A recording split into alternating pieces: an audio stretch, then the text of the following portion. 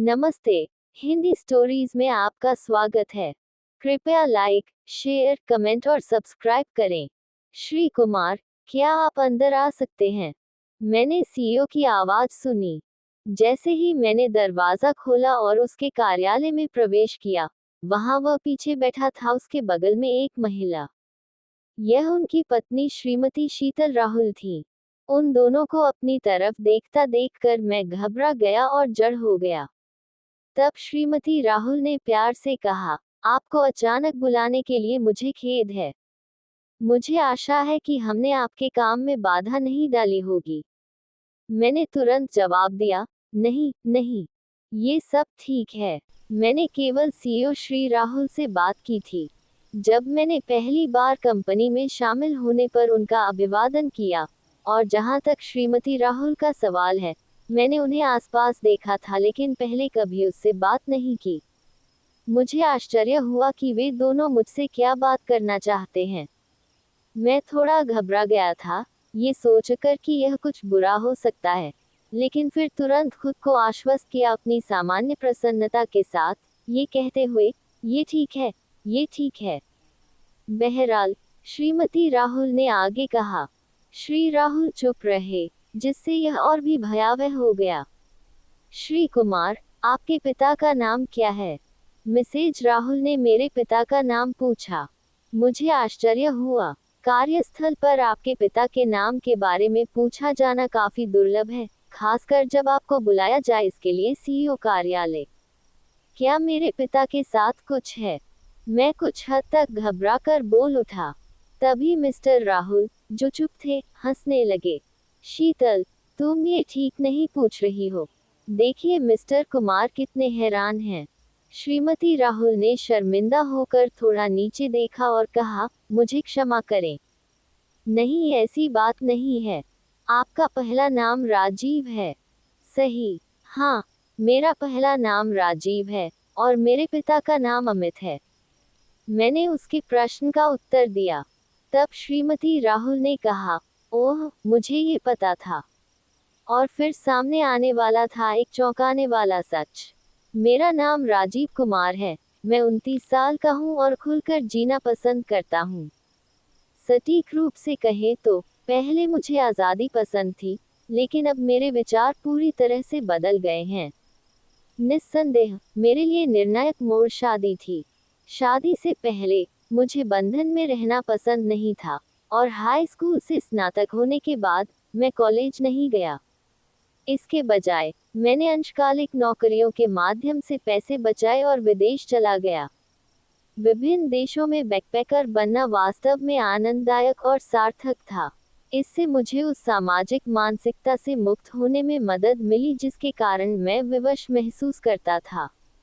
हालांकि एक देश में मेरी एक भयानक मुठभेड़ हुई। ये तब हुआ जब मैं अकेले थाईलैंड का दौरा कर रहा था। एक दोपहर सड़क पर एक दुकान पर खाना खाने के बाद मुझे अचानक पेट में तेज दर्द महसूस हुआ और सड़क के किनारे बैठना पड़ा। ये सोचकर कि थोड़े आराम के बाद ये कम हो जाएगा, मैंने दर्द को कम आंका, जो बढ़ता ही गया ज्यादा बुरा। मुझे रात होने से पहले डॉक्टर को दिखाना होगा। ये गंभीर है। दर्द से पसीने पसीने होते हुए मैंने चिकित्सा सहायता मांगने के बारे में सोचा, लेकिन मेरे पास वह भी नहीं थी अस्पताल देखने की ऊर्जा। जैसे ही मेरी दृष्टि धुंधली होने लगी, एक महिला ने अंग्रेजी में पूछा, क्या आप ठीक हैं? अपनी आखिरी ताकत से अपना चेहरा ऊपर उठाते हुए मैंने एक युवा महिला को देखा जो अमेरिकी लग रही थी, चिंता से मेरी ओर देख रही थी, और उसके बगल में एक वृद्ध व्यक्ति खड़ा था। मेरे पेट में भयानक दर्द हो रहा है। खाने के बाद यह अचानक शुरू हो गया। मैं दर्द के बावजूद कहने में कामयाब रहा। तब बुजुर्ग व्यक्ति ने कहा, ये फूड पॉइजनिंग हो सकती है। इसे अनुपचारित छोड़ना खतरनाक है। चलो अभी हॉस्पिटल चलते हैं। मैं प्रतिक्रिया देने के लिए बहुत अधिक दर्द में थी और इससे पहले कि मैं कुछ समझ पाती, मुझे एक कार में ले जाया जा रहा था। युवती और बुजुर्ग व्यक्ति को अस्पताल ले जाया गया। अस्पताल में उचित इलाज मिलने के बाद मेरा पेट दर्द कम हो गया और मैं बाहर आ गया। खतरा, चूंकि मुझे रात भर रुकना था, इसलिए मेरी मदद करने वाले 2 लोग घर चले गए, लेकिन युवती आ गई अगली सुबह मुझे देखने के लिए वापस आया क्योंकि मुझे छुट्टी मिल रही थी। मैंने ये कहते हुए अपना आभार व्यक्त किया कि उन्हीं की बदौलत मैं अच्छा कर रहा हूँ, और उनसे पूछा बाद में उसे धन्यवाद देने के लिए संपर्क विवरण। ओह! तो चलिए मैं आपको अपने पिता का बिजनेस कार्ड देता हूँ। कार्ड थमाते हुए मैंने देखा, विवेक, रियल एस्टेट कंपनी लिमिटेड के सीईओ अमित विवेक लिखा हुआ था इस पर। वाह, वह एक सीईओ है, मैंने कहा। केवल अंशकालिक नौकरी के अनुभव वाले एक युवा व्यक्ति के रूप में सीईओ शब्द देखकर मुझे ऐसा महसूस हुआ जैसे मैं था स्वर्ग की ओर देखना। हाँ, मेरे पिता का कुछ दिनों के लिए थाईलैंड में कारोबार था और मैं घूमने के लिए उनके साथ आया था। उसने बताया, उसका नाम काजल विवेक था। जिन 2 लोगों ने मेरी मदद की थी वे पिता और पुत्री थे। काजल एक कॉलेज छात्रा थी, मुझसे 1 साल छोटी थी। उसने कहा कि जब वह छात्रा थी तब वह विभिन्न देशों की यात्रा करना चाहती थी। जब मैं छोटा था तो दुनिया देखने की ऐसी ही इच्छा रखते हुए काजल और मेरे बीच बहुत अच्छा रिश्ता था। बातचीत मुझे पता चला कि काजल और उसके पिता श्री विवेक अपने देश लौट रहे हैं कुछ ही दिनों में।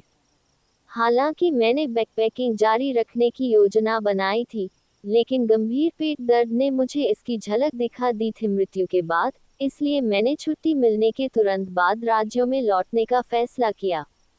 ये जानते हुए कि श्री विवेक को काजल की बढ़िया शराब में दिलचस्पी है, मैंने अपने पिता से सलाह ली, जो शराब के बारे में जानकार था, और उसने कुछ विशेष शराब का ऑर्डर दिया था।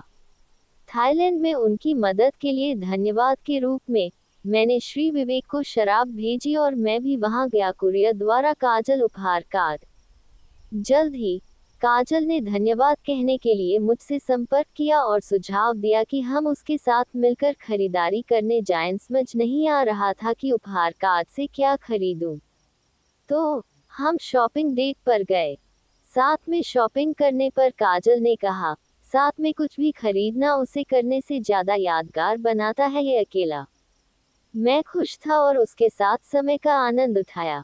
जैसे जैसे काजल और मैं एक दूसरे को करीब से देखते गए, हम दोनों करीब आते गए और आखिरकार वह मेरी हो गई दोस्त। श्री विवेक ने न केवल शराब उपहार की सराहना की, बल्कि उन्होंने मुझे भी पसंद किया, और माता पिता की सहमति से काजल और मैंने डेटिंग शुरू की और बाद में शादी कर ली। और अब, भले ही मैं अभी भी एक स्वतंत्र और उन्मुक्त जीवन शैली में विश्वास करता हूँ, मैं इसमें आ गया हूँ यह महसूस करें कि जिससे आप प्यार करते हैं उसके साथ जीवन के लिए स्थिरता पाना भी खुशी का एक रूप है। इसलिए मैंने एक सामान्य कंपनी के लिए काम करने का फैसला किया। वहाँ मुझे समाज की कठोर वास्तविकताओं का सामना करना पड़ा। मैं काजल की खातिर एक नामी कंपनी में अच्छे वेतन पर काम करना चाहता था, लेकिन मेरे जैसे केवल हाई स्कूल डिप्लोमा वाले व्यक्ति के लिए यह एक बड़ी चुनौती थी। काजल के पिता श्री विवेक ने मुझे विवेक रियल एस्टेट में नौकरी की पेशकश की। मुझे उम्मीद थी कि मैं ऐसा करूंगा, अंततः कंपनी चलाने में मदद करें। काजल ने कहा, सामान्य कंपनी में काम क्यों करें? आप हमेशा मेरे पिता की कंपनी में काम कर सकते हैं। लेकिन मुझे लगा कि मुझ पर भरोसा करना सही नहीं है। ससुर के संबंध, केवल हाई स्कूल और अंशकालिक नौकरी का अनुभव। इसके अलावा, मैं हमेशा एक उत्साही और ऊर्जावान व्यक्ति रहा हूँ। मुझे यकीन था कि मुझे एक अच्छी कंपनी में काम पर रखा जा सकता है। यह एक निराधार विश्वास था। अब मुझे एहसास हुआ कि यह युवा अहंकार था, परिपक्वता की कमी थी। मैं लगभग 10 साक्षात्कारों में गया और 9 में मुझे अस्वीकार कर दिया गया। उस गर्मी में, 22 साल की उम्र में, मैंने सीखा कि अकेले उत्साह से आपको नौकरी नहीं मिलती। क्या मुझे अब कॉलेज जाना चाहिए? अभी कॉलेज प्रवेश परीक्षाओं के लिए अध्ययन करते हुए, मैं संभवतः इसे प्रतिष्ठित नहीं बना पाऊंगा। विश्वविद्यालय, शायद मैं हारा हुआ हूँ। मेरे मन में बस एक ही विचार आया। मेरा फोन बज उठा। ये प्रीति कॉर्पोरेशन का भर्ती विभाग है। हमने आपको नौकरी पर रखने का निर्णय लिया है, श्री कुमार। क्या आप अगले सप्ताह शुरू कर सकते हैं? फोन पर महिला ने कहा, सचमुच? मैं सामान्य से अधिक ऊंचे स्वर में चिल्लाया। अपने पहले दिन के बारे में विवरण प्राप्त करने और सौंपने के बाद मैं चिल्लाया, हाँ, और मुठमारो पंप किया हुआ। रविवार का दिन था और मैं काजल के साथ घर पर था। आपको यह मिला, ये बहुत अच्छा है, बधाई हो, उन्होंने कहा। मेरे लिए बहुत खुश हूँ। हालांकि उन्होंने मुझे विवेक रियल एस्टेट में काम करना पसंद किया होगा, लेकिन उनका समर्थन किस लिए था? मैं खुद को खुश करना चाहता था। धन्यवाद काजल। अगले सप्ताह में एक कार्यालय कर्मचारी के रूप में मेरा जीवन शुरू हुआ। अपने पहले दिन मैंने एक अपरिचित सूट और टाई पहनी थी, जिसमें एक व्यवसाय था। खचाखच भरी ट्रेन में शहर के केंद्र की ओर जाने वाले कई कार्यालय कर्मचारियों और छात्रों में से एक के रूप में मैं इसे निकटतम स्टेशन तक पहुंचाने में कामयाब रहा। धन्यवाद। ट्रेन से उतरने और अपनी मुड़ी हुई जैकेट को सीधा करने के बाद मैं लगभग 10 मिनट तक चला स्टेशन से मेरी कंपनी के प्रवेश द्वार तक।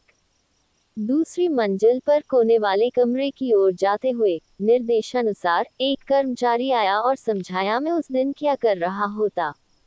चूंकि यह मेरा पहला दिन था, मैंने सुबह प्रशिक्षण वीडियो देखने और दोपहर का समय बिताया मेरे विभाग का अभिवादन करने और संक्षिप्त कार्य निर्देश प्राप्त करने में समय व्यतीत हुआ। आप सब से मिलकर अच्छा लगा। मैं राजीव कुमार हूँ। आपके साथ काम करने की आशा है। मैंने अपने नए कार्यस्थल पर सभी का ऊर्जावान तरीके से स्वागत किया। हर कोई अच्छा लग रहा था, जो राहत की बात थी। मेरी शुरुआत काफी अच्छी रही और एक कंपनी कर्मचारी के रूप में मेरा पहला दिन सुखद रहा। टिप्पणी: जिस कंपनी EMR कॉर्पोरेशन में मैं शामिल हुआ, वह कार्यालय भवनों के प्रबंधन और रखरखाव में माहिर है। कंपनी की स्थापना श्री श्रीकांत राहुल ने की थी और इसमें लगभग 50 कर्मचारी थे। उनकी पत्नी श्रीमती शीतल राहुल सचिव और लेखा प्रभारी दोनों के रूप में काम कर रही थी। कंपनी में सभी ने एक स्वर से कहा, हमारी कंपनी के पारस्परिक संबंध अच्छे हैं। एक कार्यालय कर्मचारी के रूप में काम करने का यह मेरा पहला मौका था। हालांकि मेरे पास कई अंशकालिक नौकरियां थी जहां कार्यस्थल का माहौल मानवीय संबंधों को खींचता था। हालांकि इस कंपनी में परिवार जैसा माहौल था जहां सभी लोग जीवंतता से काम करते थे। अपने सीमित अनुभव से भी मैं समझ गया कि ऐसा वातावरण दुर्लभ और सौभाग्यशाली है। 10वीं कंपनी, जिसने मुझे एक हाई स्कूल स्नातक नौकरी पर रखा, एक ईश्वरीय उपहार थी। मैं इस अवसर को संजोना चाहता था। EMR कॉर्पोरेशन में मैंने एक संतुष्टिदायक कंपनी जीवन का आनंद लिया। बिक्री वार्ता के बारे में जानने के लिए मैं व्यावसायिक सौदों पर वरिष्ठों के साथ गया और यहां तक कि मैंने इसे आजमाया भी ने व्यावसायिक संपर्क विकसित करने में हाथ बटाए। हर दिन ताज़ा और रोमांचक था। मेरे पिछले अंशकालिक अनुभवों में ज्यादातर शारीरिक श्रम शामिल था, जैसे सामान ले जाना और गोदामों में छटाई। इसलिए अपने दिमाग का अधिक उपयोग करना थका देने वाला था, लेकिन ये ऐसे कौशल थे जिन्हें मैं सीखना चाहता था और मैं खुश था। शामिल होने के लगभग 3 महीने बाद अवसर मिला। एक दिन काम खत्म करके घर लौटने के बाद मैंने अपनी बाहें छत की ओर फैला दी और अपनी पत्नी काजल से कहा, आह, मैं थक गया हूँ, लेकिन यह एक संतुष्टिदायक दिन था। फिर काजल ने मुझसे पूछा, थक गई हूँ ना? क्या तुमको अपना काम मजेदार लगता है? मैंने उत्तर दिया, हाँ, अभी भी बहुत कुछ है जिसका मैं आदी नहीं हूँ, लेकिन ये सब सीखने की प्रक्रिया है और मुझे ये फायदेमंद लगता है। सही, अच्छी बात है, काजल ने उत्तर दिया, लेकिन उसकी अभिव्यक्ति में कुछ हद तक ऊर्जा की कमी लग रही थी। क्या हुआ काजल? मैंने पूछ लिया। फिर काजल थोड़ा झिझकते हुए बोली, अच्छा तो बस, कुछ तो लग रहा था उसके मन में था, लेकिन वह रुक रही थी, इसलिए मैंने उसे प्रोत्साहित किया। मैं चाहता हूँ कि आप जो भी सोच रहे हैं वह मुझे बताएं। दरअसल, ऐसा लगता है कि मेरे भाई का वापस आने का कोई इरादा नहीं है। पिताजी इस बात से सचमुच क्रोधित हो रहे हैं। काजल का एक बड़ा भाई है, जो उससे 4 साल बड़ा है। माना जाता है कि वह अपने पिता की कंपनी विवेक रियल एस्टेट का अधिग्रहण करने जा रहे थे, लेकिन ये एक अस्पष्ट योजना की तरह लग रहा था। उनके पिता श्री विवेक का मानना था कि उनका बेटा सत्ता संभालेगा, लेकिन उनके भाई स्टीव अनिश्चित लग रहा था और अध्ययन के लिए विदेश जाने के बाद से वापस नहीं आया था। मूल रूप से कॉलेज से स्नातक होने के बाद उन्होंने अपने पिता की कंपनी में मदद की। अपने काम के दूसरे वर्ष में उन्होंने कहा कि वह जर्मनी में एक अल्पकालिक भाषा अध्ययन के लिए जा रहे थे। योजना आधे साल के लिए थी, लेकिन वह 1 साल बाद भी वापस नहीं आया। फिर भी ईमेल के माध्यम से संचार बमुश्किल बनाए रखा गया था और धीमे उत्तरों ने चिंता पैदा कर दी थी परिवार के लिए। कल ही काजल ने आगे कहा, पापा ने मेरे भाई से कहा, बहुत हो गया, वापस आ जाओ अमेरिका। कंपनी के उत्तराधिकार के बारे में क्या? लेकिन मेरे भाई ने जवाब दिया, मैं अभी वापस नहीं आऊंगा और इससे पिताजी बहुत नाराज हो गए। काजल ने कहा, मैं अपने दिमाग में मिस्टर विवेक के गुस्से वाले चेहरे की तस्वीर देख सकती हूँ। आमतौर पर वह एक सज्जन व्यक्ति हैं, लेकिन मैं उनकी हताशा के प्रति सहानुभूति रख सकता हूँ। बेटा, जिसे वह कंपनी पर कब्जा करना चाहता था, टालमटोल कर रहा था। साथ ही मैं उनके बेटे की विदेश में रहने की इच्छा के प्रति सहानुभूति रख सकता हूँ। एक अमेरिकी कंपनी में काम करते हुए अपना जीवन बिताया। क्या पछतावे के बिना जीवन जीने की चाहत स्वाभाविक नहीं है? जैसे ही मैंने फ्रिज से ठंडी बियर पीते हुए काजल की कहानी सुनी, उसके अगले शब्द मुझे आश्चर्य हुआ और मैंने अपना पे लगभग उगल दिया। तो पिताजी कह रहे हैं कि वह चाहते हैं कि राजीव, तुम उनके उत्तराधिकारी बनो, उसने कहा। मैं चौंक कर बोल पड़ा, क्या? मैं सिर्फ एक हाई स्कूल स्नातक था जो एक बैकपैकर के रूप में विदेश में घूम रहा था।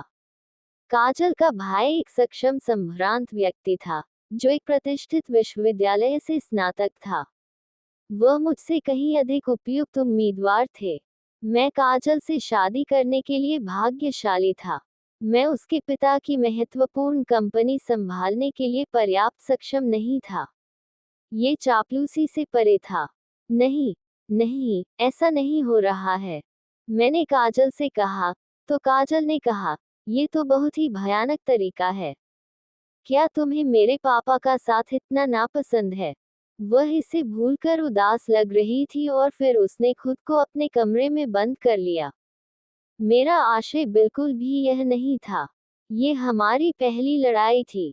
मैं उसे समझाने और गलतफहमी दूर करने के लिए उसके कमरे में गया।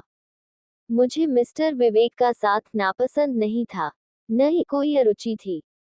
वास्तव में इतनी प्रतिष्ठित कंपनी का नेतृत्व करने का मौका दिया जाना एक अवसर था और एक आशीर्वाद। लेकिन ये भावना प्रबल थी कि मैं इसके लिए तैयार नहीं हूँ, और सिर्फ इसलिए कि श्री विवेक परेशान थे उनके बेटे के साथ, मुझे हस्तक्षेप करना ठीक नहीं लगा। काजल को ये बात समझाने पर वह समझ गई और हमने सुलह कर ली। मुझे डीएमआर कॉरपोरेशन में शामिल हुए 1.5 साल बीत चुका है। मैं नौकरी, नए अनुबंध हासिल करने और प्रमुख सौदे बंद करने का काफी आदी हो गया हूँ। एक नए कर्मचारी के रूप में मुझे प्रशिक्षित करने वाले एक वरिष्ठ ने कहा, श्री विवेक ने स्वयं आपकी उल्लेखनीय प्रशंसा की, विकास, जिससे मुझे सचमुच खुशी हुई।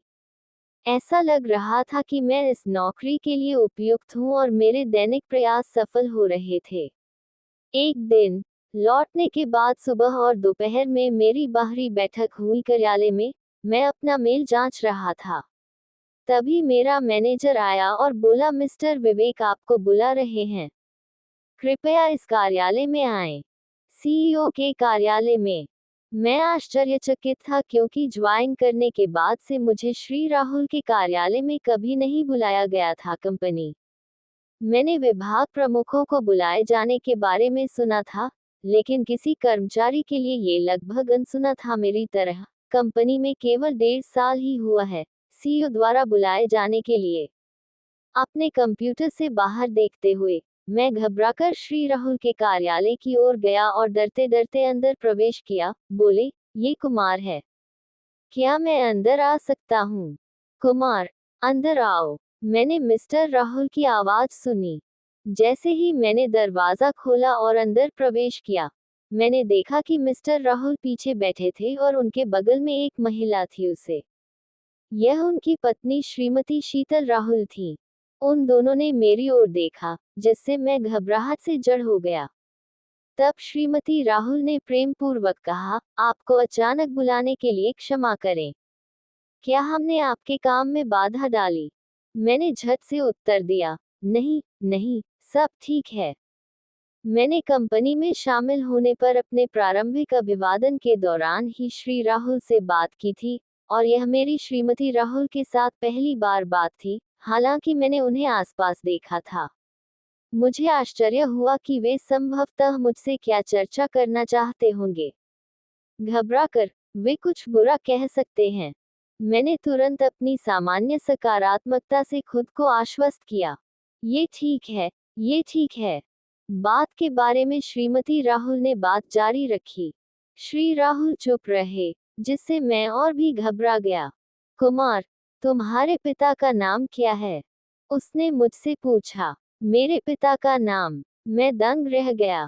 कार्यस्थल पर आपके पिता के नाम के बारे में पूछा जाना आम बात नहीं है, खासकर कार्यस्थल पर तो बिल्कुल भी नहीं। सीईओ का कार्यालय। क्या मेरे पिता के बारे में कुछ है? मैंने झट से पूछा। श्री राहुल, जो शांत थे, हंसने लगे। शीतल, तुम ये ठीक नहीं पूछ रही हो। देखिए, कुमार कितने आश्चर्यचकित हैं। मिसेज राहुल ने शर्मिंदा होकर थोड़ा नीचे देखा और बोली, माफ कीजिए, मेरा ऐसा मतलब नहीं था। वह आपका पहला नाम राजीव है? सही। हाँ, मेरा पहला नाम राजीव है, और मेरे पिता का नाम अमित है। मैंने जवाब दिया। तब श्रीमती राहुल ने कहा, ओह, मुझे ये पता था। मैं पूरी तरह से चकित था। समझ में नहीं आ रहा था कि उसका क्या मतलब है। मैं ये जानता था। क्या आपका उपनाम सचमुच कुमार है? क्या आपका उपनाम किसी समय बदला था? ओह, यदि यह बहुत व्यक्तिगत है, तो आपको उत्तर देने की आवश्यकता नहीं है। मुझे माफ करें, श्रीमती राहुल ने धीरे से कहा, और मैं एक पल के लिए झिझका। मुझे माफ करें, जैसा कि आपने कहा, मेरा उपनाम बदल गया है। जब मैं किसी कंपनी में शामिल हुआ, तो यह विशेष रूप से नहीं पूछा गया था, इसलिए मैंने शादी करने का उल्लेख नहीं किया और मेरी पत्नी का अंतिम नाम लिया। शादी से पहले तक मेरा उपनाम राठौर था। मैंने ईमानदारी से जवाब दिया। जब मैंने काजल से शादी की, तो उसके पिता श्री विवेक ने अपने बेटे स्टीव को कार्यभार संभालने की योजना बनाई थी कंपनी, लेकिन वह ये भी चाहते थे कि मैं वहां काम करूं। उन्होंने सुझाव दिया कि मुझे विवेक ले लेना चाहिए। परिवार के हिस्से के रूप में नाम, अपना उपनाम बदलकर विवेक रखना मेरे लिए कोई मुद्दा नहीं था, इसलिए मैंने स्वीकार कर लिया उनका सुझाव। हालांकि एमआर कॉरपोरेशन में शामिल होने पर मैंने अपनी पृष्ठभूमि गुप्त रखी, क्योंकि मुझे जाना जाता था विवेक रियल एस्टेट का एक रिश्तेदार, जो एक समान उद्योग में काम करता है।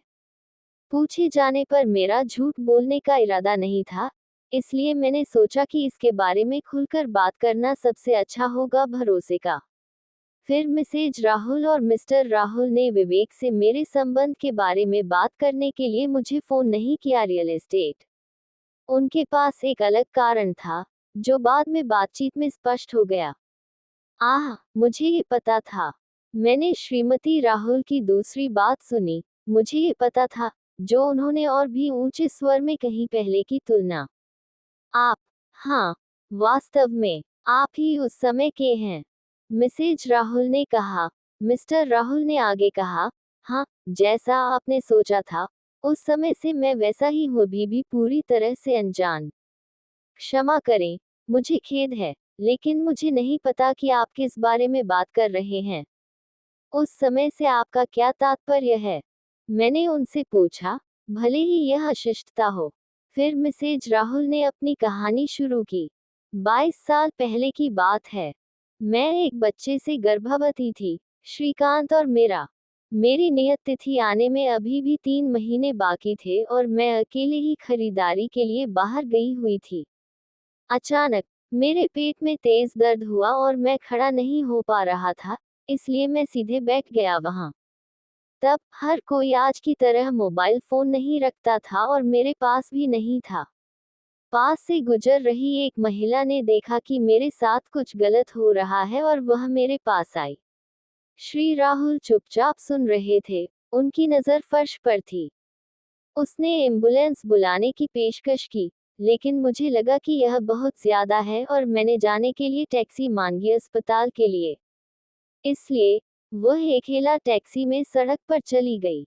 हालांकि हम आसानी से एक को नहीं पकड़ सके और मेरे पेट में दर्द बढ़ गया। श्रीमती राहुल की बात सुनते समय मुझे उत्सुकता से आश्चर्य हुआ कि क्या उनका बच्चा सुरक्षित है। उसने जारी रखा। तभी एक कार रुकी। गाड़ी चला रहे आदमी ने पूछा कि क्या गड़बड़ है, और मेरी मदद करने वाली महिला ने बताया कि मैं गर्भवती थी और दर्द में।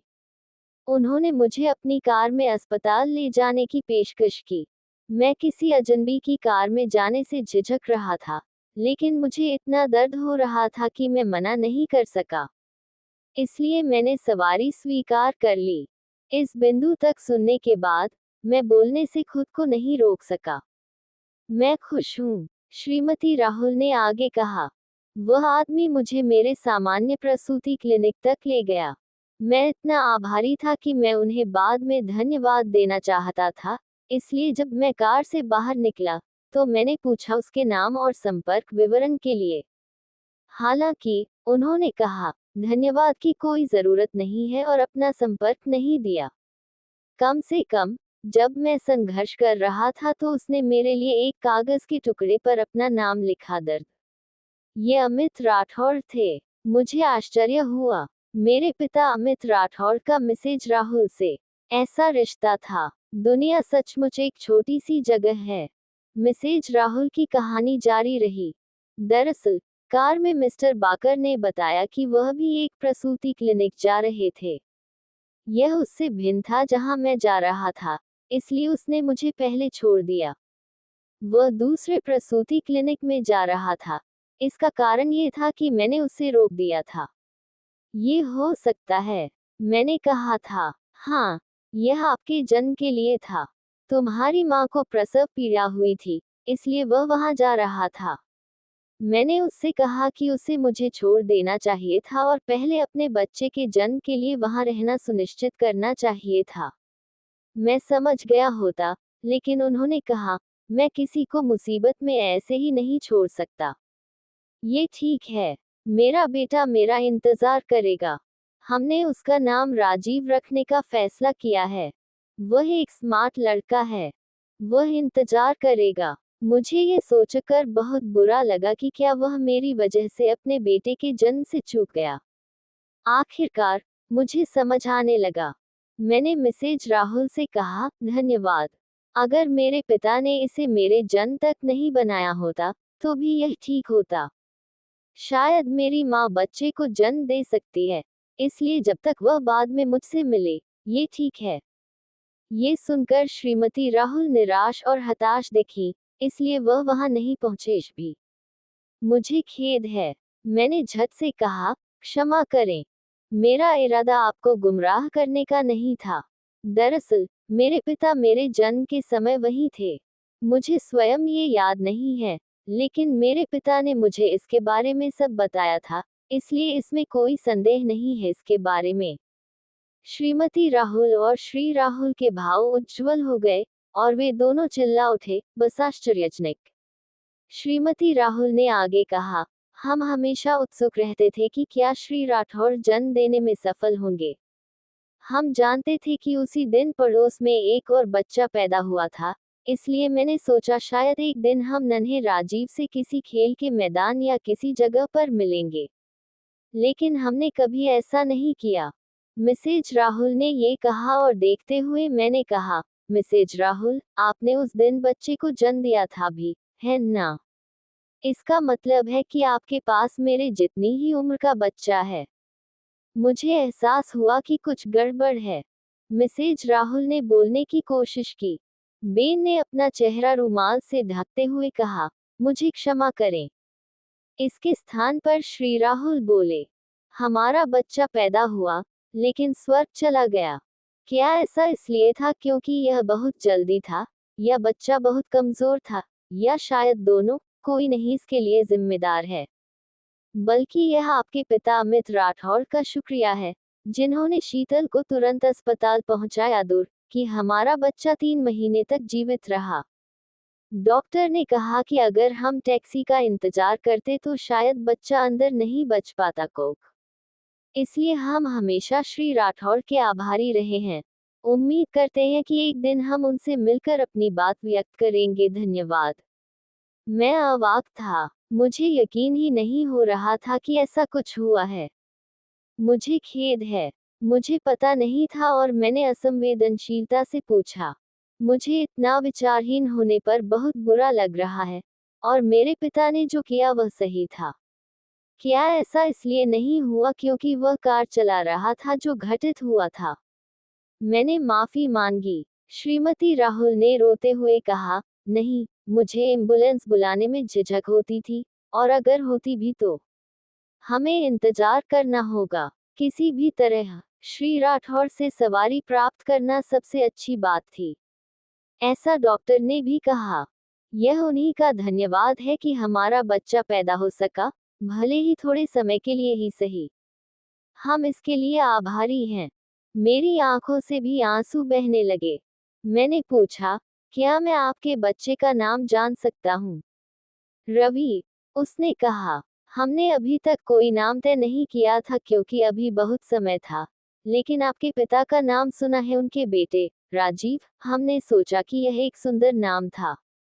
हमें अच्छा लगा तो हम थोड़ी देर के लिए रवि, राजीव के साथ चले गए। शीतल ने कहा, रवि, ये तो जैसे मेरा जुड़वा भाई है।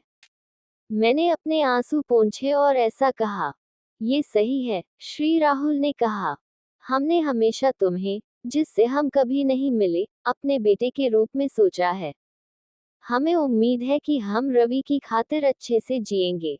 किसी को ये कहते हुए सुनना अजीब होगा, लेकिन श्री राहुल ने समझाया, कभी नहीं सोचा था कि आप हमारी कंपनी में शामिल होंगे। हमें एहसास नहीं हुआ कि आप वही व्यक्ति थे क्योंकि आपका अंतिम नाम विवेक था, लेकिन जब आपकी उम्र बिल्कुल मेल खा गई और आपका पहला नाम राजीव था, तो हमने शीतल को निरीक्षण करने के लिए कहा। आप विवेकपूर्वक वह निश्चित नहीं थी, लेकिन उसने सोचा कि आप मिस्टर राठौर जैसे दिखते हैं, इसलिए हमने आपसे पूछने का फैसला किया। और आप वह थे जो हमें वास्तव में खुश करता है। धन्यवाद। ये जानकर मुझे भी खुशी हुई। मुझे अपने बच्चे को खोने की खुशी और राहुल के दुख का मिश्रण महसूस हुआ। क्या हम आपके पिता श्री राठौर से मिलकर उन्हें धन्यवाद दे सकते हैं? यदि यह कठिन है, तो शायद हम कोई उपहार भेज सकते हैं। वह क्या चाहेगा? मिसेज राहुल ने पूछा। आपकी दयालुता के लिए धन्यवाद। दरअसल मेरे पिता का पहले ही निधन हो चुका है। मैंने उसे सूचित किया। ओह, बिना सोचे समझे बोलने के लिए मुझे बहुत खेद है। तुम्हारी माँ का क्या हाल है? श्रीमती राहुल ने क्षमा मांगते हुए कहा। इसकी चिंता मत करो। जब मैं 2 साल का था, तब मेरी माँ का दिल की बीमारी से निधन हो गया। मेरे पास उसकी ज्यादा यादें नहीं हैं। मेरे पिता ने मुझे अकेले पाला। 3 साल पहले कैंसर से उनकी मौत हो गई। मैंने उनसे कहा, ओह, मुझे कुछ पता नहीं था। श्रीमती राहुल ने ये कहा। उनके चेहरे से आंसू बह रहे थे और मुझे गले लगाने के लिए आगे बढ़ी, लेकिन अचानक पीछे हटते हुए चिल्लाया, नहीं, मुझे क्षमा करें। मैंने हमेशा तुम्हारे बारे में सोचा है, राजीव, जिसे मैं केवल नाम से जानता था, एक माँ के स्नेह के साथ। जब मैंने तुम्हारे दुर्भाग्य के बारे में सुना तो मैं तुम्हें एक बेटे की तरह गले लगाना चाहता था। कितना शर्मनाक। मैं वास्तव में माफी चाहता हूँ। ये सुनकर मैंने जवाब दिया, नहीं। मैं आभारी हूँ कि आप मेरे बारे में ऐसा सोचते हैं। मैं अब वयस्क हो गया हूँ, लेकिन अभी भी 20 साल का हूँ और अपने माता पिता दोनों के बिना यह अकेलापन है।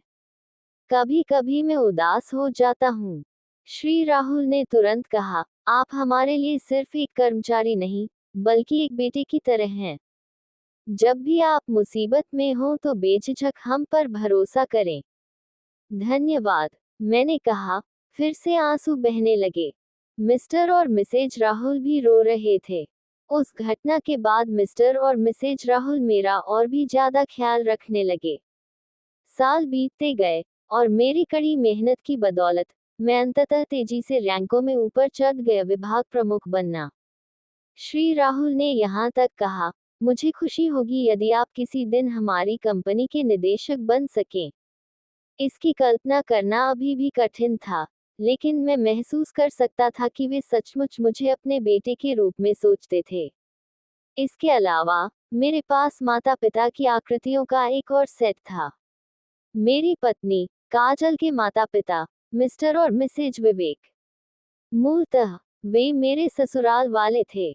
वे भी मुझे अपने बेटे की तरह प्यार करते थे और हमेशा मेरे प्रति दयालु रहते थे। और श्री विवेक कहते रहे, हमारी कंपनी राजीव को विरासत में मिलेगी, जिससे मुझे आभारी महसूस हुआ, फिर भी उस पर भारी जिम्मेदारी का बोझ है। मेरी पत्नी के पिता की कंपनी के दोनों सीईओ द्वारा इस तरह से भरोसा किया जाना और उनके बारे में बात करना, और जिस कंपनी के लिए मैं वर्तमान में काम करता हूं उसका सीईओ उनके विश्वास का प्रमाण है मेरे लिए, जो मुझे संतुष्टिदायक और विनम्र दोनों लगता है। कभी कभी मैं ये भी चाहता हूँ कि सीईओ की दोनों अपेक्षाओं को पूरा करने के लिए मेरे जैसे दो लोग होते। हालांकि श्री विवेक की कंपनी के उत्तराधिकार के संबंध में हाल ही में प्रगति हुई है। काजल के भाई स्टीव ने आखिरकार वापस लौटने और सीईओ का पद संभालने का फैसला किया है। श्री विवेक ने कहा, स्टीव अब वापस आ रहा हूँ, उसके लिए कोई जगह नहीं है, लेकिन मेरा मानना है कि ऐसा नहीं है। वह वास्तव में क्या महसूस करता है, अंदर ही अंदर वह शायद इस बात से खुश है कि उनका बेटा कंपनी संभालने के लिए तैयार है। मैं श्री विवेक के शब्दों और कार्यों से बता सकता हूँ, और मैं माता पिता के मजबूत बंधन की आशा करता हूँ, बच्चे का प्रबल होना। इसलिए मुझे लगता है कि विवेक रियल एस्टेट को संभालने का काम स्टीव पर छोड़ देना चाहिए। इस बीच काजल और मैं एक बच्चे की उम्मीद कर रहे हैं। हमारी शुरुआती मुलाकात जब पेट में गंभीर दर्द के दौरान काजल ने मेरी मदद की थी। थाईलैंड और श्रीमती राहुल का मेरे पिता के साथ संबंध जब वह गर्भवती थी, सब कुछ आज मैं जो कुछ भी हूँ उसे आकार देने में ये बंधन व्यापक रूप से शामिल हुए हैं।